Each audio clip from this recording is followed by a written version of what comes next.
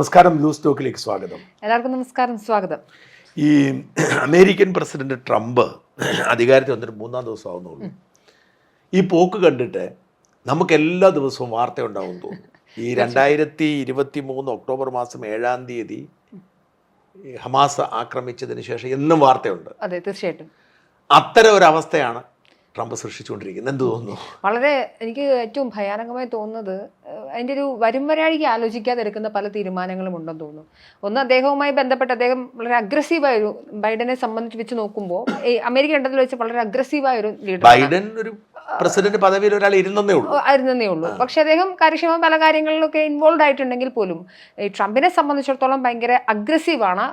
എന്താ പറയുക, അതിനൊരു ഈ തന്റെ രാഷ്ട്രത്തിന് എന്ത് സംഭവിക്കും, അതിലൊരു മാനുഷിക പരിഗണനയും അദ്ദേഹം ഒരിക്കലും കാണിക്കാറില്ല എന്ന് പലപ്പോഴും തോന്നിയിട്ടുണ്ട്. പ്രധാനമായും അധികാരത്തിലേറിയ ആദ്യഘട്ടം തന്നെ നമ്മൾ ഇന്ന് സംസാരിക്കാൻ പോകുന്ന വിഷയവുമായി ബന്ധപ്പെട്ടല്ല എങ്കിൽ പോലും ട്രാൻസ്ജെൻഡറുകളെ കംപ്ലീറ്റ് ആയിട്ട് ഒഴിവാക്കിക്കൊണ്ട് ആണും പെണ്ണും മതി എന്നൊരു വലിയ സ്റ്റേറ്റ്മെന്റ്, അത് ഏത് പൊസിഷനിലിരിക്കുന്ന ലോക നേതാവാണ് എന്ന് ആലോചിച്ച് നോക്കുക. ലോകത്തിലെ ഏറ്റവും വലിയ നമ്പർ രാഷ്ട്രത്തിലെ ഏറ്റവും പ്രഥമ പൗരൻ ഇരുന്നു കൊണ്ട് പറയുന്ന ഒരു വാചകം സത്യത്തിൽ ഹ്യൂമൻ റൈറ്റ്സ് വയലേഷൻ എന്ന രീതിയിൽ പോലും പരിഗണിക്കാൻ തരത്തിൽ അദ്ദേഹം ചെയ്തിട്ടുള്ളൊരു സ്റ്റേറ്റ്മെന്റ്.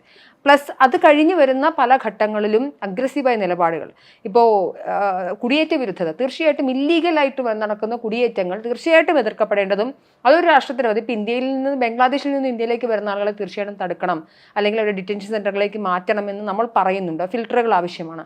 പക്ഷേ അതിനർത്ഥം അവിടെ മാനുഷിക പരിഗണനയെ ഇല്ലാതെ ആവുക എന്ന് പറയുമ്പോൾ ഞാനിതിന് വളരെ തുറന്ന ഒരു സമീപനമുള്ള ആളാണ്.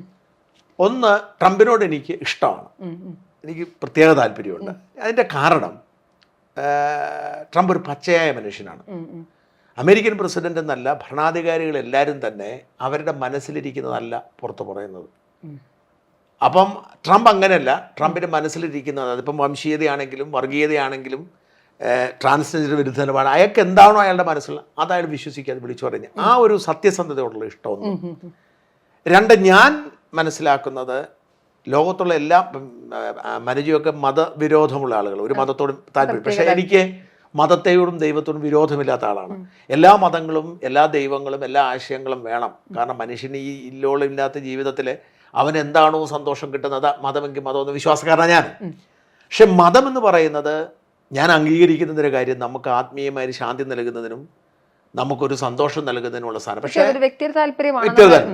പക്ഷെ മതത്തിൽ പൊളിറ്റിക്സ് ആക്കുകയും ആ ഒരു അജണ്ടയുടെ പുറത്ത് പ്രവർത്തിച്ച് ലോകം മുഴുവൻ കീഴടക്കാൻ ശ്രമിക്കുകയും ചെയ്യുന്ന ഇസ്ലാം മതത്തിൻ്റെ മറവിലുള്ള പൊളിറ്റിക്കൽ ഇസ്ലാം നമ്മൾ പറയുന്ന ആ ഭയാനകമായ ഒരു പ്രക്രിയയുണ്ട്. അത് ലോകം നേരിടുന്ന ഏറ്റവും വലിയ പ്രതിസന്ധിയാണ്, ഇരവാദമായിട്ട്.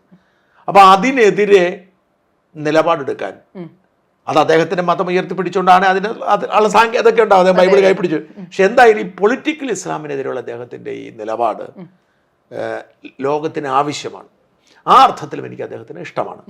പിന്നെ നമുക്കിഷ്ടമുണ്ടോ ഇല്ലയോ എന്നതിനേക്കാൾ പ്രധാനപ്പെട്ടത് ഒരു ഭരണാധികാരി എന്ത് താല്പര്യമാണ് പ്രഥമമായി പരിഗണിക്കേണ്ടതെന്നുള്ളതാണ്. ഇപ്പോൾ ട്രംപിനെ സംബന്ധിച്ചിടത്തോളം അയാളുടെ താല്പര്യം അമേരിക്കൻ താല്പര്യമായിരിക്കണം. ഇപ്പം നമ്മൾ പലപ്പോഴും എന്താണ് നമ്മുടെ താല്പര്യം കൂടി കണക്കിലെടുത്തോണ്ടാണ് സംസാരിക്കുന്നത്. അതുകൊണ്ട് ട്രംപിൻ്റെ മിക്ക നിലപാടുകളോടും, വളരെ കുറച്ച് നിലപാട് ഒഴിച്ചാൽ മിക്ക നിലപാടും എനിക്ക് യോജിപ്പാണ്. അമേരിക്ക ഫസ്റ്റ് എന്ന അയാളുടെ നിലപാട് അമേരിക്കൻ പൗരന്മാരുടെയും അമേരിക്കൻ ലീഗലി സെറ്റിൽ ചെയ്തിരിക്കുന്നവരുടെയും ആംഗിളിൽ ശരിയാണ്.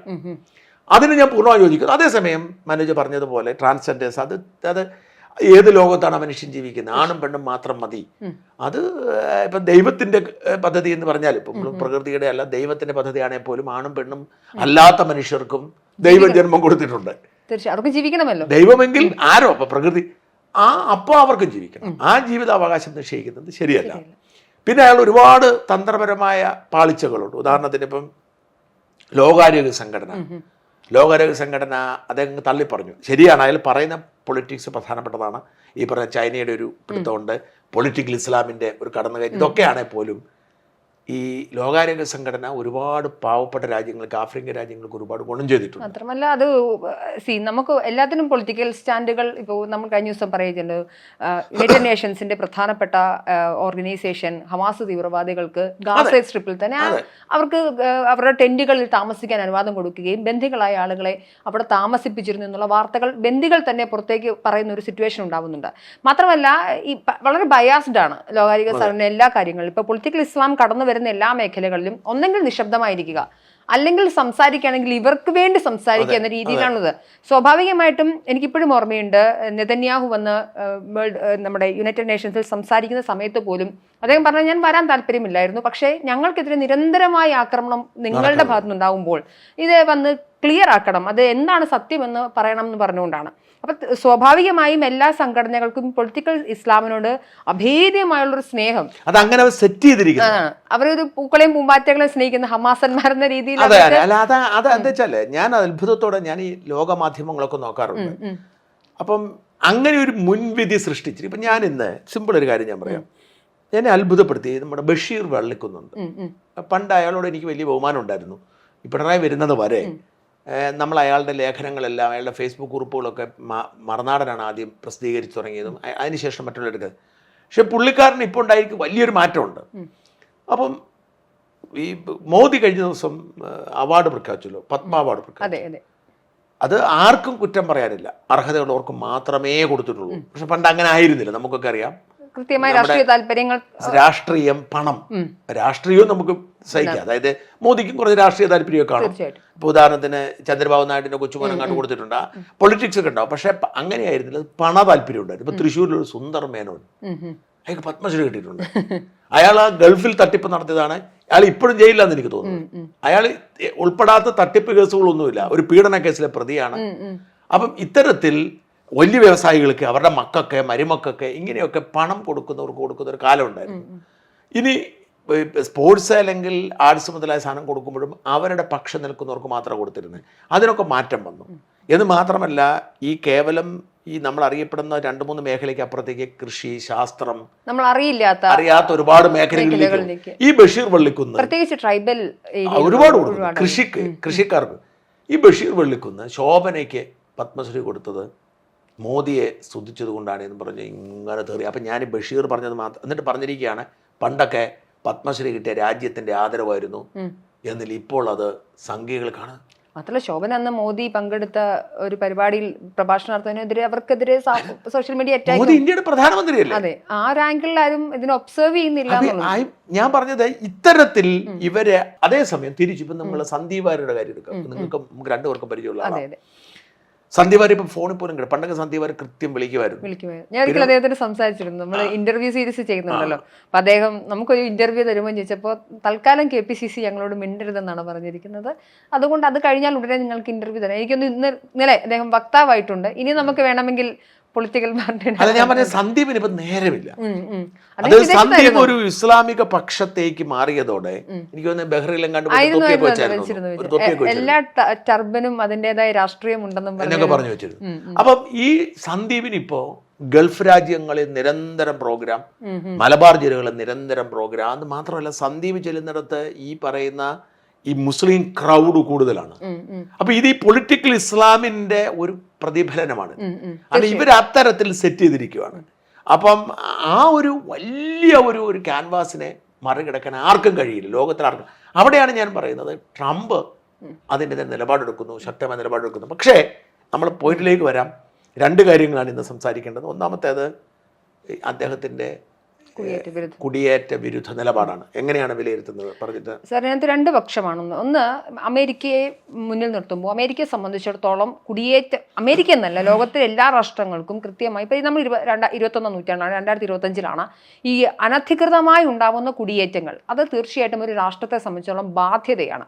അല്ലെങ്കിൽ അതിന് കൃത്യമായിട്ടുള്ള ഓരോ രാഷ്ട്രങ്ങൾക്ക് നിയമമുണ്ടാകും. ആ നിയമങ്ങൾക്ക് അനുസൃതമായി ഉണ്ടെങ്കിൽ മാത്രമാണ് ഈ വരുന്ന ആളുകൾ മനുഷ്യരാണ്, ഇവിടെ ഉള്ള ആളുകൾ മനുഷ്യരാണ്, വിഭവങ്ങൾ ആവശ്യമുണ്ട്, അവർക്കുള്ള സംവിധാനങ്ങൾ ചെയ്യണം, അവരുടെ ഭാവിയുണ്ട്. അതൊരു രാഷ്ട്രത്തിന് ഉത്തരവാദിത്തമായി വരുന്ന സമയത്ത് അതിന് ക്രമസമാധാനപരമായി മറ്റൊരു വശം കൂടി നിലനിൽക്കുമ്പോൾ രാഷ്ട്രത്തെ സംബന്ധിച്ച് ഇല്ലീഗൽ മൈഗ്രൻസ് ഉണ്ടാവുക എന്ന് പറയുന്നത് നമുക്കൊരിക്കലും അംഗീകരിക്കാനാവുന്ന ഒന്നല്ല.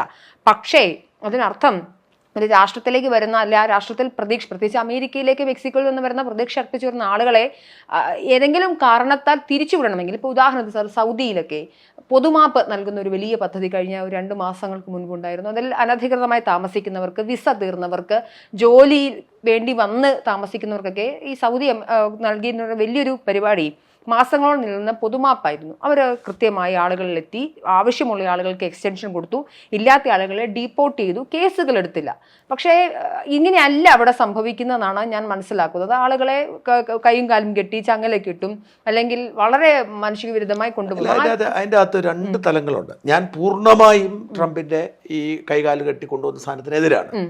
പക്ഷേ ഇതിൻ്റെ ഒരു പ്രോബ്ലം എന്താണെന്ന് വെച്ചാൽ ഈ സൗദിയുമായിട്ട് കമ്പയർ ചെയ്യാൻ പാടില്ല, ഗൾഫ് രാജ്യങ്ങളായിട്ടൊന്നും കമ്പയർ ചെയ്യാൻ പാടില്ല. നമ്മൾ ശ്രദ്ധിക്കേണ്ട ഒരു കാര്യം, ഗൾഫ് രാജ്യം ഇപ്പോൾ ഖത്തറിൽ അല്ലെങ്കിൽ കുവൈറ്റിലൊക്കെയുള്ള അവരുടെ ജനസംഖ്യയേക്കാൾ കൂടുതൽ മറ്റുള്ളവരാണ്. പക്ഷെ കൃത്യമായ കണക്ക് അവർക്കുണ്ട്, കൃത്യമായ മോണിറ്ററിങ് അവർക്കുണ്ട്, ഓരോ വ്യക്തിയുടെയും വിശദാംശങ്ങൾ അവർക്കുണ്ട്.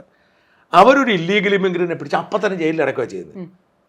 ആ ജയിലിൽ അടക്കുക ചെയ്യും. എന്നിട്ടാണ് ഈ പൊതുമാപ്പ് കൊടുക്കുന്നത്. അതായത് ജയിലിൽ നിന്ന് നിങ്ങൾക്ക് നാട്ടിലേക്ക് പോകാം, ഞാൻ നിന്നെ അനുവദിച്ചിരിക്കുന്നു, നിന്നെ ഞാൻ തുറന്നു വിടാം. അല്ലാതെ നമ്മൾ ഈ പറയുന്ന മാതിരി അമേരിക്കയിലെ സ്ഥിതി എന്ന് വെച്ചാൽ ഒരുത്തിനെ കൊണ്ടുവന്ന് അനാവശ്യമായിട്ട് ജയിലിലടയ്ക്കാൻ പറ്റത്തില്ല. ഡിറ്റൻഷൻ സെന്ററിലേക്ക് ആക്കാൻ ശ്രമിക്കുന്നുണ്ട്, എങ്കിൽ പോലും ഗൾഫിലെ ജയിൽ പോലെ അവർക്ക് ചെയ്യാൻ പറ്റത്തില്ല. രണ്ട്, ഈ ഒരുത്തനെ കൈ കിട്ടിക്കഴിഞ്ഞാൽ അവനോട് ശരി നീ പൊക്കോ എന്ന് പറഞ്ഞു കഴിഞ്ഞാൽ അവൻ അങ്ങ് പോകും, പിന്നെ അവനെ തിരിച്ചുവിടിയിൽ പറ്റത്തില്ല. ഇപ്പം ഗൾഫിലുള്ള പ്രശ്നം എന്ന് വെച്ചാൽ നിനക്ക് ഞങ്ങൾ പൊതുമാപ്പ് നൽകി നീ പൊക്കോണം പറഞ്ഞ് പോയേ പറ്റൂ. ഇപ്പം ഞാൻ പറഞ്ഞ കഴിഞ്ഞ ദിവസം എൻ്റെ ഒരു സുഹൃത്ത് പെട്ടെന്ന് നാട്ടിൽ തിരിച്ചു വന്നു. ഞാൻ ചോദിച്ചു എന്തോടാ നീ ഇങ്ങനെ ഇതില്ലാതെ വന്ന്. അപ്പോൾ അവൻ പറഞ്ഞു അവൻ അവിടെ ഒരു മാനേജർ പോസ്റ്റിലാണ്, സെക്യൂരിറ്റി മാനേജറാണ്. സെക്യൂരിറ്റി മാനേജറായിട്ട് ജോലി ചെയ്യുന്നതിൻ്റെ ഇടയിൽ ഒരു സെക്യൂരിറ്റിക്കാരനെ ഒരു വണ്ടി ഇടിച്ചു ഈ ഇടിക്കുന്നതിനിടയിൽ. അപ്പോൾ ഈ സെക്യൂരിറ്റിക്കാർ ഇവൻ അന്ന് അവധിയാണ്, സിക്കായിട്ട് 2 ദിവസം അവധി എടുത്തിരിക്കുന്ന ദിവസമാണ്. അപ്പം പകരം ഒരാളാണ് ഇൻചാർജായി ഏൽപ്പിച്ചിരിക്കുന്നത്. പക്ഷെ അവൻ മാനേജറല്ല, ഇവനാണ് മാനേജർ. അപ്പോൾ സെക്യൂരിറ്റിക്കാരനെ വണ്ടി ഇടിച്ചു, സെക്യൂരിറ്റിക്കാരൻ പരാതിപ്പെട്ടു. അപ്പം എയർപോർട്ടിലെ ആ ഒരു വണ്ടി ഇടിച്ചതും ആ സംവിധാനത്തിനെയൊക്കെ ഒരു ഇത് സേഫ്റ്റിയെ ബാധിച്ചത് കാരണം 50,000 റിയാല് ഇവർ പിഴയിട്ടു. ആർക്ക്? ഈ സെക്യൂരിറ്റി കമ്പനിക്ക്. അപ്പോൾ ഈ സെക്യൂരിറ്റി കമ്പനി മാനേജർ എന്ന നിലയിൽ നീ 50,000 റിയാൽ അടയ്ക്കണം എന്ന് പറഞ്ഞ് ഇവന് കത്തയച്ചു. ഇവൻ ഒന്ന് അവധിയിലാണ്, ഇവന് യാതൊരു ബന്ധവുമില്ല. അതെന്ന് വെച്ചാൽ ആ കമ്പനി അവരുടെ ലാഭം ഉണ്ടാക്കാൻ വേണ്ടി ഇവന്റെ പുറത്തോട്ട് വെച്ചു. ഇവൻ ഈ ഇമെയിൽ കിട്ടിയ ഉടനെ അവൻ ചെയ്തത് എന്താണെന്ന് വെച്ചാൽ കൈ കിട്ടുന്ന സാധനം എടുത്തിട്ട് അവൻ നാട്ടിലേക്ക് പോകുന്നു. കാരണം നാളെ അവൻ നിയമം പറഞ്ഞു കൊടുത്താൽ ഇവന് ട്രാവൽ ബാൻ ഇടും. അപ്പൊ ഇവന് ജീവിതകാലത്ത് ഈ പൈസ അടയ്ക്കാതെ, അവിടുത്തെ രീതി അതാണ്, അവിടുത്തെ നിയമം. ജീവിതകാലത്ത് അവൻ ഈ പൈസ അടയ്ക്കാതെ തിരിച്ചു വരാൻ പറ്റത്തില്ല. ഒറ്റ വെട്ട് 2 മുറി തീർന്നു. അപ്പൊ അതുപോലല്ല അമേരിക്ക. അപ്പം അമേരിക്കയിലേക്ക് ഉണ്ടായിരുന്ന ലിബറൽ സംവിധാനത്തിന്റെ കുഴപ്പം തിരിച്ചറിഞ്ഞിട്ടാണ് ട്രംപ് കുറച്ചൊക്കെ ശ്രമിക്കുന്നത്. ഞാൻ പറഞ്ഞു ന്യായീകരിക്കരുത്. ഉദാഹരണത്തിന് ഇപ്പം നമ്മുടെ ഋഷി സുനക്ക് ബ്രിട്ടീഷ് പ്രധാനമന്ത്രിയായിരുന്നു. അപ്പം അയാൾ ഇവിടെ ഏറ്റവും വലിയ പ്രശ്നം, അമേരിക്കയേക്കാൾ വലിയ പ്രശ്നം നേരിടുന്നത് ബ്രിട്ടനാണ്. അമേരിക്ക ഒന്നും വലിയ വിസ്തൃതമായ ഒരു രാജ്യമാണ്, ബ്രിട്ടൻ കൊച്ചു രാജ്യമാണ്. നമ്മുടെ കേരളത്തെക്കാൾ തമിഴ്നാട്ടിൽ അത്ര ഇല്ല. അവിടെ വെള്ളക്കാരുടെ എണ്ണം കുറഞ്ഞുകൊണ്ടിരിക്കുകയാണ്, മറ്റേ ഈ കുടിയേറ്റക്കാർ കയറിക്കൊണ്ടിരിക്കുകയാണ്. അവിടേക്ക് വരുന്നത് 2 തരത്തിലാണ്. ഗ്രീസിൽ വന്ന് ഫ്രാൻസിൽ വന്ന് അവർ കൊച്ചു ബോട്ടുകളിൽ പോരുക. അപ്പോൾ ഇവരുടെ ജലാതിർത്തി കടന്നു കഴിഞ്ഞാൽ പിന്നെ അല്ലെങ്കിൽ പിന്നെ ഇപ്പം ചില രാജ്യങ്ങളൊക്കെ ചെയ്യുന്ന ആരാന്ന് ചോദിച്ചാൽ ഈ ഗൾഫ് രാജ്യങ്ങളിൽ മുക്കിക്കൊല്ലും. പക്ഷെ ഇവരങ്ങനല്ല, ഈ ബോട്ട് മറിഞ്ഞാൽ പോലും പോയി രക്ഷപ്പെടുത്തും, മനുഷ്യരെ രക്ഷിക്കണം. ഈ ജലാതിർത്തിയിൽ കടന്നിട്ട് ഈ ബോട്ട് മറിഞ്ഞെന്ന് വെച്ചാൽ ഇവർ പലപ്പോഴും ഈ മാഫിയകള് ആളുകളോട് പറയും ബോട്ട് മറിക്കാൻ പോവാന്ന് പറയും. എന്നിട്ട് ബ്രിട്ടീഷ് നേവിയുടെ ഏതെങ്കിലും വാഹനം ശ്രദ്ധപ്പെടുത്തിയ ഉടനെ ഇവർ ബോട്ട് മറിക്കും. അപ്പൊ പിന്നെ ബ്രിട്ടീഷ് നേവിയുടെ ഉത്തരവാദിത്വമാണ് ഇവരെ രക്ഷിക്കുക എന്നുള്ളത്. അപ്പൊ ഇങ്ങനെ ഇവർ കൊണ്ടുവന്നാൽ പിന്നെ ഇവർക്ക് എല്ലാ സൗകര്യവും കൊടുക്കണം, അവർക്ക് 5 സ്റ്റാർ ഹോട്ടൽ. പ്രത്യേകിച്ച് ഈ ഗൾഫിതര രാഷ്ട്രങ്ങൾക്ക് കുറച്ചുകൂടെ മാനുഷിക, പ്രത്യേകിച്ച് ലിബറൽ കൺട്രികൾക്കുള്ള മാനുഷിക പരിഗണന വളരെ കൂടുതലാണ്. ഇപ്പോൾ അവിടെ കിട്ടുന്ന ഹ്യൂമൻ റൈറ്റ്സുകൾ, അവർക്ക് കിട്ടേണ്ടുന്ന ഒരു വ്യക്തി എന്ന നിലയിൽ അവർക്ക് കൊടുക്കുന്ന ഇതെല്ലാം തീർച്ചയായിട്ടും. അതുകൊണ്ട് തന്നെ സാർ പറഞ്ഞതിനോട് നമുക്കൊരു ഞാൻ പറഞ്ഞു പൂർത്തിയായി. ഇത് കഴിഞ്ഞിട്ട് ഇയാളൊരു പദ്ധതി കൊണ്ടുവന്നു, നമ്മുടെ സുനക്കിന്റെ പദ്ധതി എന്താണെന്ന് വെച്ചാൽ എല്ലാവർക്കും പോരട്ടെ, അഭയാർത്ഥികളാണല്ലോ. പക്ഷെ ഇവരെ അപ്പം തന്നെ നമ്മൾ റുവാണ്ടയിലേക്ക് വിടും. എന്നിട്ട് അവിടെ താമസിക്കാനുള്ള സൗകര്യം കൊടുക്കും, ഭക്ഷണം കൊടുക്കും, എല്ലാ സൗകര്യവും കൊടുക്കും. എന്നിട്ട് ഇവരുടെ കേസ് ഇവിടെ അഡ്രസ്സ് ചെയ്യും. എന്നിട്ട് ആ കേസിൽ ജയിച്ചാൽ, അതായത് ഇവർ അഭയം കൊടുക്കാൻ തീരുമാനിച്ചാൽ നിങ്ങൾക്ക് ഇങ്ങോട്ട് പോരാ, അല്ല തിരിച്ചു പോകണം. ഈ പദ്ധതി ഉണ്ടായി. പക്ഷെ അവിടുത്തെ സുപ്രീം കോടതി റദ്ദ് ചെയ്തു, മനുഷ്യാവകാശ ലംഘനമാണെന്ന് പറഞ്ഞു. അത്തരത്തിലുള്ള ഒരു പൊളിറ്റിക്കൽ കറക്റ്റ്നെസ്സിന്റെ പശ്ചാത്തലത്തിലാണ് ട്രംപ് ഇതിനെ രണ്ടും കൽപ്പിച്ച്. ട്രംപിന് അറിയാൻ നാളെ കോടതി അതിനകത്ത് ഇടപെടുമെന്ന്. പക്ഷെ ഇവിടെയുള്ള പ്രോബ്ലം, ഞാനിതിന് ട്രംപിനോട് യോജിക്കുന്നില്ല. പക്ഷെ ഞാൻ രണ്ട് കാര്യങ്ങൾ എനിക്കകത്തുള്ളൂ. ഒന്ന്, ട്രംപ് എന്നല്ല, ലോകത്തെ എല്ലാ രാജ്യങ്ങളും അവരുടെ പൗരന്മാരുടെ രജിസ്റ്റർ ഉണ്ടാവണമെന്ന് വിശ്വസിക്കുന്ന ആളാണ് ഞാൻ. ഇപ്പം നമ്മുടെ രാജ്യത്ത് ഇപ്പം സൈഫ് അലി ഖാനെ കുത്തി എന്ന് പറഞ്ഞ കേസിൽ അറിയപ്പെടുന്ന കേസിൽ അറസ്റ്റ് ചെയ്തിരിക്കുന്ന ആൾ ബംഗ്ലാദേശിയാണ്. നമ്മുടെ തിരുവല്ലയിൽ ഒരു ദമ്പതികളെ കൊന്ന കേസിൽ അറസ്റ്റ് ചെയ്ത് ബംഗ്ലാദേശിയാണ്. അപ്പം ഈ ബംഗ്ലാദേശികളാണ് ബംഗാളികൾ എന്ന പേരിൽ വരുന്നത്. നമ്മുടെ കേരളത്തിൽ ഞാൻ കുറച്ച് നാൾ പെരുമ്പാവൂരിൽ ഉണ്ടായിരുന്ന സമയത്ത് അവിടെയുള്ള ആളുകൾ ആരെന്ന് പോലും ഇപ്പൊ ഉദാഹരണത്തിന് വയനാട് ദുരന്തം സംഭവിച്ചു, ഒരുപാട് അന്യസംസ്ഥാന തൊഴിലാളികൾ വന്ന് മരിച്ചവരുടെ ലിസ്റ്റ് ഒന്നുമില്ല, ആരാണ് പോയത് ഉണ്ടായിരുന്നെന്ന് അറിയില്ല. അല്ല, അവിടെ ഇവിടെ എളുപ്പമാണ്. CPM-കാർ ഇവർക്ക് ആധാർ കാർഡ് ഉണ്ടാക്കി കൊടുക്കും, ഇവർക്ക് മറ്റേ ID കാർഡ് കൊടുക്കും, എല്ലാം കൊടുക്കുകയും ചെയ്യും. ഇവിടെ എളുപ്പമാണ്. അപ്പം ഇതിനാണ് ഈ പൗരത്വ ഭേദഗതി നിയമം കൊണ്ടുവന്നതിൻ്റെ ഒരു പ്രധാനപ്പെട്ട കാരണം. അപ്പം എല്ലാ രാജ്യങ്ങളും അവനവൻ്റെ രാജ്യത്തെ ഇതിനകത്ത് രണ്ട് പ്രശ്നമുണ്ട്. ഒന്ന്, എക്കണോമിക് മൈഗ്രേഷൻ എന്ന് പറയുന്നത് നമുക്ക് പ്രോത്സാഹിപ്പിക്കാൻ പറ്റുന്ന ഒന്നല്ല, അത് ലിമിറ്റഡ് ആയിരിക്കണം. ഇപ്പോൾ അമേരിക്കയിലോ ബ്രിട്ടനിലോ നേഴ്സുമാരുടെ ആവശ്യമുണ്ടെങ്കിൽ അവർ എക്കണോമിക് മൈഗ്രേഷന് വേണ്ടിയിട്ട് തുറന്നു കൊടുക്കും, നമ്മൾ പോകുന്നു, ജോലി ചെയ്യുന്നു, നമുക്ക് കാശും കിട്ടുന്നുണ്ട്, അവർക്ക് അവരുടെ സ്കേഴ്സിറ്റി പരിഹരിക്കുന്നു. ഇത് കഴിവില്ലാത്ത പ്രതിഭയില്ലാത്ത സാധാരണക്കാരൻ അങ്ങോട്ട് പോകുമ്പോൾ അവർക്ക് താങ്ങാൻ പറ്റത്തില്ല. അപ്പം ഇതിനെ നിയന്ത്രിക്കേണ്ട ആവശ്യമുണ്ട്. ലോകം എല്ലാം നിയന്ത്രിക്കണം, അമേരിക്കയെ നിയന്ത്രിക്കണം. അത് ട്രംപിൻ്റെ വാഗ്ദാനമാണ്. ട്രംപ് അതിനുവേണ്ടി ശ്രമിക്കുന്നത് കുറ്റം പറയാൻ പറ്റത്തില്ല. പക്ഷേ പ്രശ്നം ഇന്നിപ്പോൾ നമ്മൾ രണ്ട് സംഭവങ്ങളാണ് നമ്മുടെ ശ്രദ്ധയിൽപ്പെട്ടത്. ഒന്ന്, കൊളംബിയ അല്ലേ, കൊളംബിയയുമായി ബന്ധപ്പെട്ടിട്ട് അവരേക്ക് തിരിച്ച് വിമാനങ്ങൾ കയറ്റി അയക്കുന്നു, അടുപ്പിച്ചടുപ്പിച്ച് വിമാനങ്ങളിലേക്ക് ആളുകളെ കുത്തി നിറച്ചുകൊണ്ട് വിടുന്നു. മൂന്നാമത്തെ വിമാനം ആണെന്ന് തോന്നുന്നു അവിടേക്ക് എത്തിക്കാൻ പറ്റില്ല എന്ന് കൊളംബിയ പറയുന്ന സമയത്ത് അപ്പോൾ തന്നെ അധിക നികുതി, യാത്ര, അതായത് ഇപ്പൊ 2 ദിവസം കൊണ്ട് 1100 പേരെ പിടിച്ചു ഈ ട്രംപ്. 1100 കാരണം സൈന്യത്തെ ഇറക്കി വിട്ടിരിക്കുകയാണ്. 1100 പിടിച്ചു. മനുഷ്യനാരാ മൃഗം എന്നറിയില്ല. അമേരിക്കൻ പട്ടാളക്കാർ അങ്ങനെയാണ്, അവർക്ക് ആക്രമിക്കാൻ അറിയത്തുള്ളൂ. അപ്പൊ 1100 വരെ പിടിച്ചു. ഇവരിങ്ങനെ ആളുകളെ ഡീപ്പോർട്ട് ചെയ്തോണ്ടിരിക്കുകയാണ്. അപ്പോൾ ഈ ഡീപ്പോർട്ട് ചെയ്തപ്പം എനിക്ക് തോന്നുന്നത് ഈ ഗാട്ടിമലയിലേക്ക് അവരേതാണ്ട് 256 പേര് 4-5 വിമാനത്തിൽ വിട്ടു, ഗാട്ടിമലയ്ക്ക് വിട്ടു. അതുപോലെ അവരെ ബ്രസീലിലേക്ക് അയച്ചു. ബ്രസീലിൽ ചെറിയ പ്രശ്നം ഉണ്ടായി. കാരണം ബ്രസീലിൽ ചെന്ന് ലാൻഡ് ചെയ്ത് കഴിഞ്ഞപ്പം ഇവരെ കൈകാലുകൾ ബന്ധിപ്പിച്ചിരിക്കുകയാണ്. ഭയങ്കര സങ്കടകരമായ കാഴ്ചയാണ്. ആ ബ്രസീലിലേക്കുള്ള വിമാനത്തിൽ കയറ്റുന്ന ദൃശ്യങ്ങളൊക്കെ പുറത്തു വന്നു. കൈ വിലങ്ങ് വെച്ചിരിക്കുന്നു, കാലിൽ നമ്മൾ ആനയെ കളത്തുന്നത് പോലെ ഇവരെ ഇട്ടിട്ടിരിക്കുകയാണ്. എന്നിട്ട് ഇവരെ നടത്തിക്കൊണ്ട് പോയി കയറുകയാണ്. ഇത് മാത്രമല്ല, ഈ സൈനിക വിമാനങ്ങളിലാണ് കൊണ്ടുപോകുന്നത്. ഈ സൈനിക വിമാനങ്ങളുടെ പ്രത്യേകത സീറ്റില്ല, നിന്ന് പോകണം. അതുകൊണ്ട് ഇരുത്തണം. അവരിങ്ങനെ കൈയും കാലും കെട്ടി, പരിശീലനം ലഭിച്ച ആളുകൾക്ക് മാത്രമാണ്, അല്ലെങ്കിൽ അവരിരുത്തും. അതിനാണ് കൈയും കാലും കെട്ടിയിട്ട് ഇവർ ഈ വിമാനത്തിലേക്ക് കടത്തിയിരിക്കുക. പിന്നെ അവിടെ കിടന്നോളം അങ്ങോട്ടും ഇങ്ങോട്ടും ചാടത്തില്ല. അപ്പൊ ഇത്തരത്തിൽ എത്ര നേരമാണ് ഇപ്പം ഈ ബ്രസീലിലേക്കൊക്കെ 4 മണിക്കൂറുണ്ട്. അത്രയും നേരം ഇവരെ ഇരുത്തിക്കൊണ്ട് പോയി ലാൻഡ് ചെയ്യുന്നതാണ്. അവർ ഒരു വളരെ മനുഷ്യത്വരഹിതമായ ഒരു സമീപനമാണ് കാണിച്ചത്. അതുകൊണ്ട് ഇപ്പം ബ്രസീലിയൻ പ്രസിഡന്റ് ലുല ബഹളം വെച്ചു. എന്നിട്ട് എല്ലാവരും ഉടൻ തന്നെ ഇറക്കി വിടുമെന്ന് പറഞ്ഞു, അഴിച്ചുവിടാൻ പറഞ്ഞു. അഴിച്ചുവിട്ടിട്ട് എല്ലാവർക്കും വാഹനം ഏർപ്പാടാക്കി വീട്ടിലേക്ക് വിട്ടതൊക്കെ ലുലയുണ്ട്. കൊളംബിയക്ക് സംഭവിച്ചതെന്ന് വെച്ചാൽ, കൊളംബിയയിൽ ഒന്നാമത് ഈ ഗുസ്തവ് പെട്രോ എന്ന് പറയുന്ന ഒരു സോഷ്യലിസ്റ്റ് പ്രസിഡന്റാണ്. അത് കഴിഞ്ഞ കുറേ കാലത്ത് വാസ്തവത്തിൽ കൊളംബിയ അമേരിക്ക തമ്മിൽ നല്ല ബന്ധമായിരുന്നു ദീർഘകാലമായി. ഈ 2022 കുറേ കാലത്തിന് ശേഷമാണ് അവിടെ ഒരു ലെഫ്റ്റ് ലിബറൽ പ്രസിഡന്റ് ഉണ്ടാകുന്നത്. അതിൻ്റെ ഒരു ചൊറിച്ചിൽ ട്രംപിനുണ്ടാവും.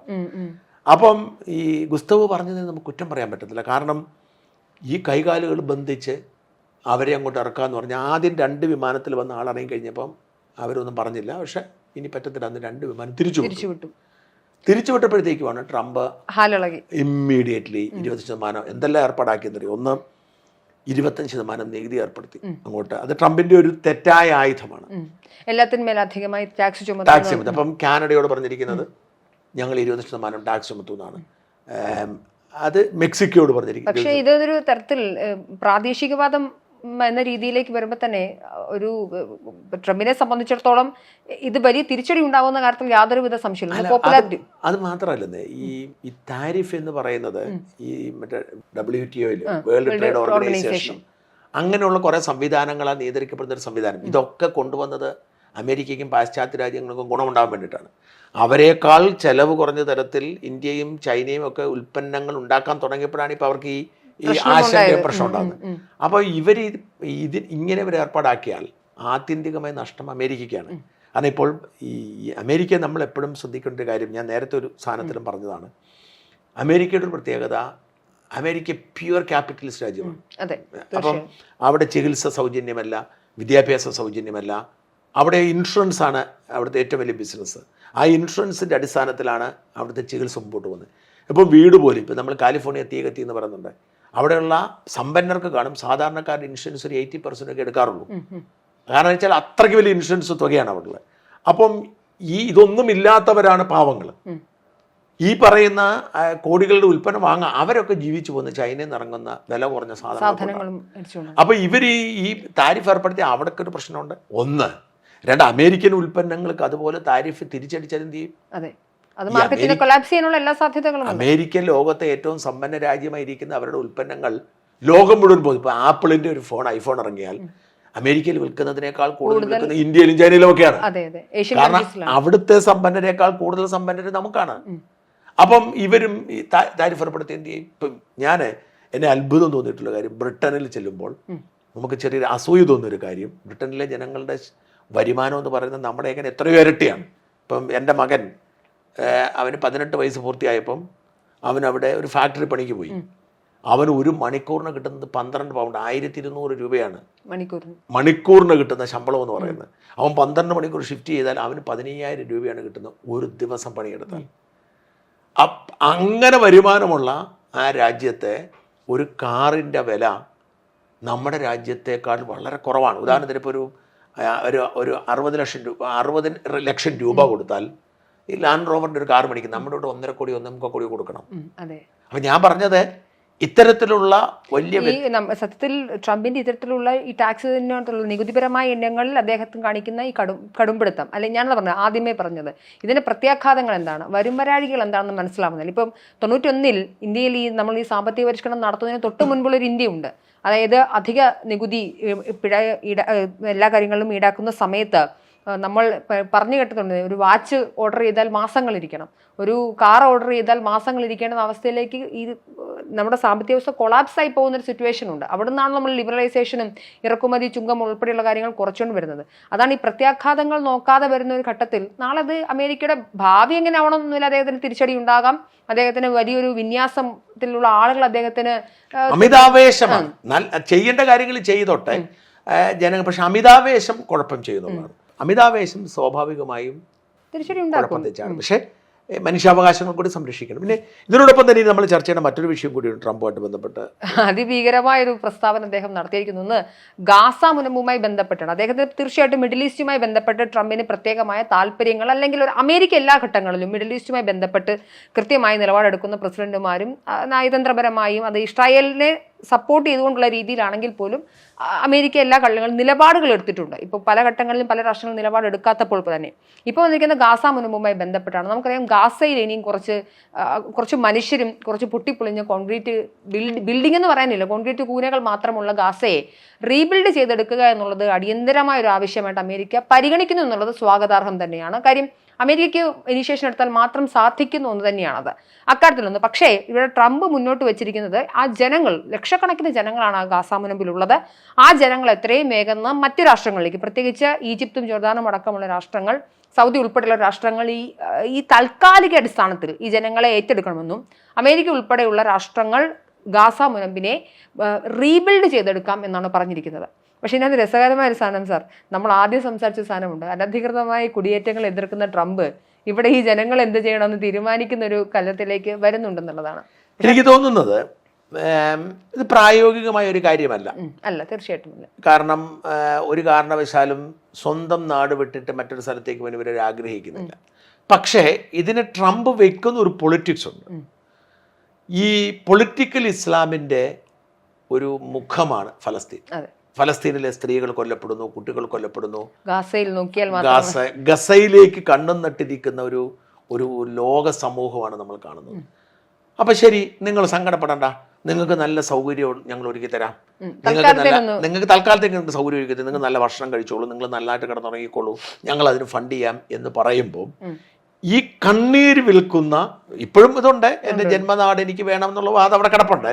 പക്ഷെ കണ്ണീര് വിൽക്കുന്ന, അതായത് അവർക്ക് വേറെ എന്താ പറയുക, അവരെങ്ങോട്ട് പോകും, ഞങ്ങൾ എങ്ങോട്ട് പോകും, ഞങ്ങളുടെ വീടുകൾ തകർത്തിരിക്കുന്നു, ഞങ്ങളുടെ ഉപജീവനം തകർത്തിരിക്കുന്നു, ഞങ്ങൾ എങ്ങോട്ട് പോകും, പട്ടിണി എന്ന് പറഞ്ഞ ആ ഒരു വിലാപം, ഭാവി എന്താണ്, ആ വിലാപം നിർത്താൻ വേണ്ടിയുള്ള ഒരു പ്രസ്താവനയായിട്ട് തോന്നുന്നുണ്ട്. കാരണം എങ്ങനെ ഇനി പറയുന്നത്, ഇനി പറയാൻ പറ്റില്ല. നിങ്ങളോട് ഞങ്ങൾ അവിടെ പോയി മറ്റേ ജോർദാനിലും ഈജിപ്തിലും ഇനിയും ഇന്തോനേഷ്യയിൽ എന്തോ അവരോട് സംസാരിച്ചത്. അതാണ് എന്നെ അത്ഭുതപ്പെടുത്തിയത്. ഇന്തോനേഷ്യയിലേക്ക് ഇത്രയും ദൂരത്ത് ഇന്തോനേഷ്യയിലേക്ക് അവര് ഒരു പ്രത്യേക ഒരു സ്ഥലം ശ്രദ്ധിക്കുന്ന സാധനം ഹമാസിന് ഇഷ്ടമുള്ള രാഷ്ട്രങ്ങളുടെ പേരുകൾ തന്നെയാണ് അദ്ദേഹം പ്രത്യേകമായി പറഞ്ഞിരിക്കുന്നത്. തൽക്കാലം നിങ്ങൾ ഹമാസ് അനുകൂലികൾ എല്ലാവരും തന്നെ ഈ ജനങ്ങളെ ഒന്ന് മാറ്റി വെച്ചു കഴിഞ്ഞാൽ നിങ്ങളുടെ നിരന്തരമായ ഒരു കരച്ചിൽ ഞങ്ങൾ ശാശ്വതമായ പരിഹാരം ഉണ്ടാക്കി തരാമെന്ന് പറയുന്നത്. ഇത് നമ്മുടെ മീഡിയ വൺകാരെ നമ്മുടെ എങ്ങനെ കാണുമെന്ന് അറിയാൻ വേണ്ടിയിരിക്കുകയായിരുന്നു. കാരണം ഞാൻ കഴിഞ്ഞ ദിവസമൊക്കെ കണ്ട എൻ്റെ മനുജെ, ഇസ്രായേൽ തീർന്നെന്നാണ്. അതായത് ഇസ്രായേലിന് അവർക്ക് നിലനിൽപ്പ് തീർന്നു, അസ്തിത്വമേ തീർന്നു. ആ ദാവൂദ് പറയുന്നതാണ്. ഞാൻ കണ്ടിരുന്നു, ഞാൻ കാണുകയും ചെയ്തിരുന്നു, ഞാൻ കുറെ ചിരിക്കുകയും ചെയ്തിരുന്നു. ഇവരുടെ അവസ്ഥ ഓർത്തിട്ടാണ്. നമ്മളന്ന് സിൻവർ മരിച്ച് അന്ന് അവസാനം എറിഞ്ഞ ചുള്ളിക്കമ്പ് നോക്കി അത് പ്രതിഷേധത്തിന്റെ ചുള്ളിക്കമ്പാന്ന് പറഞ്ഞ ആളുകൾക്ക് ഇതൊക്കെ പറയാം സാർ, അവർക്കത് പറയട്ടെ, അവരുടെ അവസാന കരുത്തില്.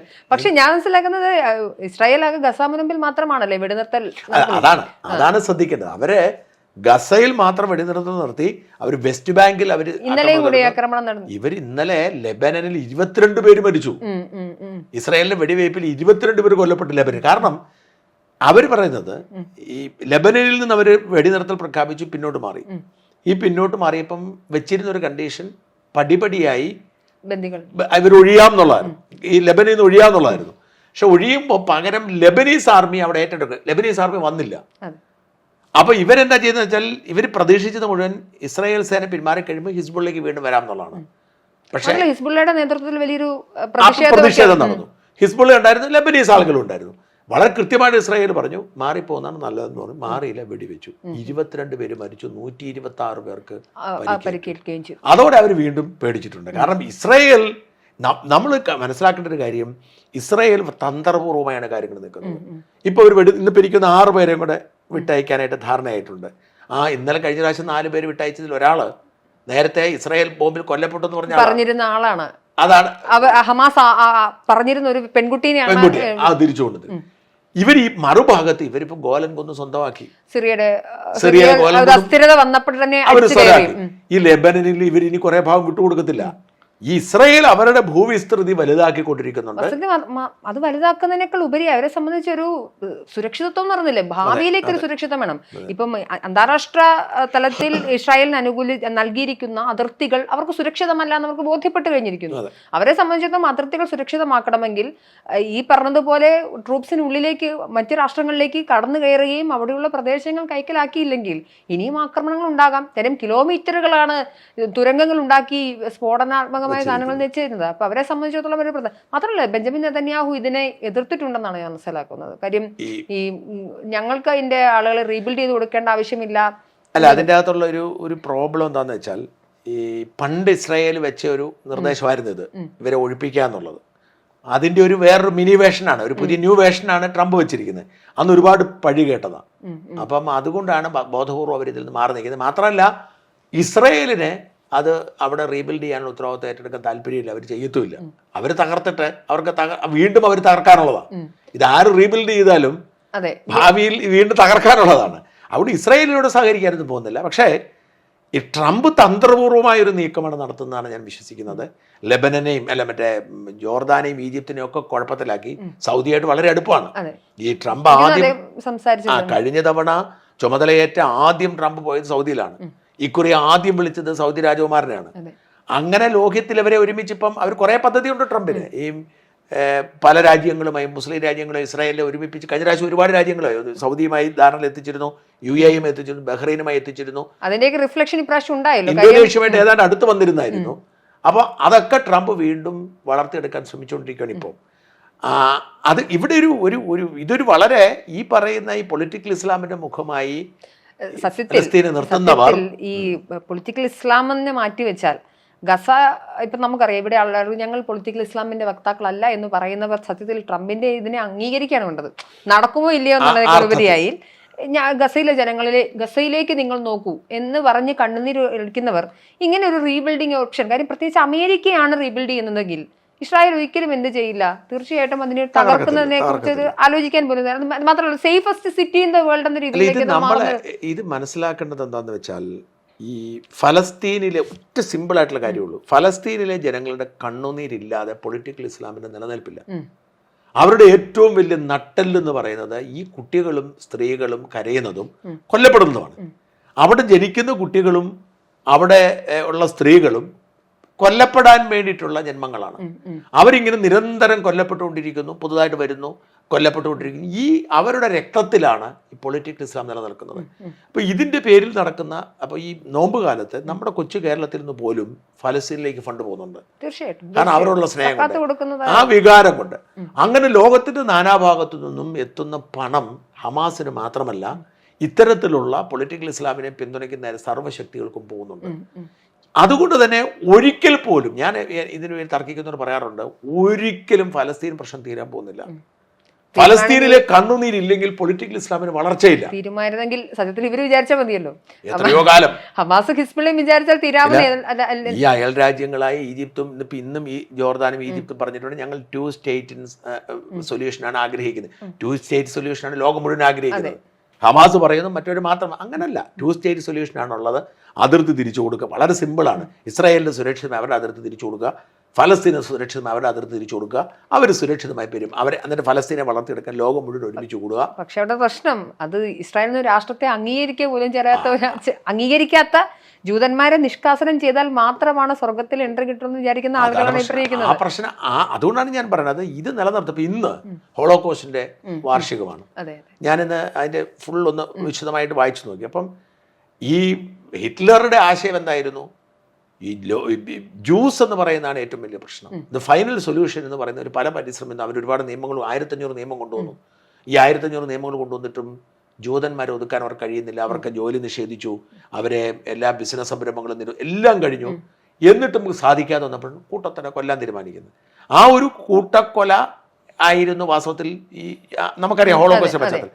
ഇത് ഓർമ്മിപ്പിക്കുകയാണ്. അതായത് ഇവിടെ ലോകത്തെ മുഴുവൻ നിയന്ത്രിക്കാനായിട്ടുള്ള പൊളിറ്റിക്കൽ ഇസ്ലാമിൻ്റെ ഒരു ഇരയായിട്ട് അവരോട് നോക്കും. അവർ മരിക്കാൻ വിധിക്കപ്പെട്ടവരാണ്, വംശഹത്യ എന്ന് പറഞ്ഞുകൊണ്ടിരിക്കണം. അതുകൊണ്ട് ഒരിക്കലും ഈ പ്രശ്നം പരിഹാരം ഉണ്ടാകാൻ പോകുന്നില്ല. അതിപ്പം ട്രംപ് വിചാരിച്ചാലും ഉണ്ടാകാൻ പോകുന്നില്ല. ആകെ എന്തെങ്കിലും ചെയ്യാൻ പറ്റുന്ന ട്രംപിനാണ്. അതുകൊണ്ടാണ് ഈ ട്രംപ് പറഞ്ഞത് പ്രായോഗികമാണെങ്കിലും അല്ലെങ്കിലും കൊള്ളാമെന്ന് നമുക്ക് തോന്നുന്നു. മാത്രമല്ല ഈ ഇസ്രായേലിനെ സംബന്ധിച്ചിടത്തോളം, സാറ് ഇത് പറഞ്ഞതൊക്കെ എന്തായാലും ഇസ്രായേലിനെ സംബന്ധിച്ചിടത്തോളം സാർ ശ്രദ്ധിച്ചത്, ഒരു ബന്ധിയെ വിടുമ്പോൾ 30 പേരെയാണ് ഇപ്പുറത്ത് ഫലസ്തീനിലെ ആളുകൾ അങ്ങോട്ടേക്ക് കൊടുക്കേണ്ടത്. അത് ആളൊന്നിന് ഇത്ര പേരെ തിരിച്ച് ഹമാസിന് കൊടുക്കേണ്ടതുണ്ട്. അപ്പം ഒരു രാഷ്ട്രത്തിൻ്റെ അടിസ്ഥാനം എന്ന് പറയുന്നത്, ഏറ്റവും അടിസ്ഥാന ശില എന്ന് പറയുന്നത് മനുഷ്യജീവനാണെന്ന് വിചാരിക്കുന്ന ഒരു രാഷ്ട്രമാണ് ഇസ്രായേൽ. ഇപ്പോൾ ഇവരിവിടുന്ന് 42,000-ലധികം ആളുകൾ മരണപ്പെട്ടെ എന്ന് പറഞ്ഞ് കരയുന്ന ആളുകൾക്ക് സത്യത്തിൽ ഈ പൊളിറ്റിക്കൽ സ്റ്റാൻഡ്, അതായത് ഒരു രാഷ്ട്രത്തിന് മുന്നോട്ട് പോകുന്ന ഈ പൊളിറ്റിക്കൽ സ്റ്റാൻഡ് മനസ്സിലായിട്ടേ ഇല്ല. ഇപ്പം ട്രംപ് അല്ലെങ്കിൽ മാത്രമല്ല, ഇവർക്ക് ഏറ്റവും വെറുപ്പുള്ളൊരു രാഷ്ട്രമാണല്ലോ ട്രംപിൻ്റെ അമേരിക്ക എന്ന് പറയുന്നതും. അല്ലെങ്കിൽ ഇവർക്ക് ഈ പണം സ്വീകരിച്ചാൽ തന്നെ അവരെ സംബന്ധിച്ചിടത്തോളം അത് അവരുടെ വിശ്വാസത്തിൽ ഒരിക്കലും യോജിക്കാത്ത ഒന്നാണ്, അവരുടെ പണം സ്വീകരിക്കുക എന്ന് പറയുന്നത് തന്നെ. അപ്പം അതുകൊണ്ട് തന്നെ ഇവരിതൊന്നും അംഗീകരിക്കില്ല. മാത്രമല്ല ഈ ട്രംപിനെ സംബന്ധിച്ച് ഒരിക്കലും നടക്കില്ല എന്നറിഞ്ഞിട്ട് പോലും ഇറക്കിയൊരു ട്രംപ് കാർഡ്. അയാൾക്ക് എന്തോ ഒരു അജണ്ടയുണ്ട്. ട്രംപ് വെറുതെ പറയത്തില്ല, പുള്ളിക്ക് എന്തോ ഒരു പദ്ധതിയുണ്ട്. എന്തായാലും ഒരു പ്രതീക്ഷ, ഈ ഏറ്റവും കുറഞ്ഞത് ഹമാസിനെ മുമ്പോട്ട് പോകാൻ വയ്യാത്തൊരു സാഹചര്യമെങ്കിലും സൃഷ്ടിച്ചു കൊടുക്കാം ട്രംപ് എന്നൊരു പ്രതീക്ഷ എനിക്കുണ്ട്. നമുക്ക് കാണാം എന്ത് സംഭവിക്കുന്നു നോക്കാം. എന്തായാലും ട്രംപിൻ്റെ എടുത്തുചാട്ടം കുറച്ചില്ലെങ്കിൽ ട്രംപിന് ദോഷമാവും. പക്ഷേ ട്രംപിൻ്റെ നിലപാടുകൾ പലപ്പോഴും ലോകത്തിൽ വ്യത്യസ്തമായ നിലപാടുകൾ ഗുണം ചെയ്യുന്നത് തന്നെയാണ്. പ്രത്യേകിച്ച് പൊളിറ്റിക്കൽ ഇസ്ലാമിൻ്റെ നട്ടലൊടിക്കുന്നതാണ്, അമേരിക്കയുടെ താല്പര്യങ്ങൾ സംരക്ഷിക്കുന്നതാണ്. പക്ഷേ എല്ലാത്തിനും അമിതാവേശം അത് വിനയായേക്കും എന്നൊരു ആശങ്ക കൂടി പങ്കുവയ്ക്കേണ്ടതുണ്ട്. നന്ദി, നമസ്കാരം.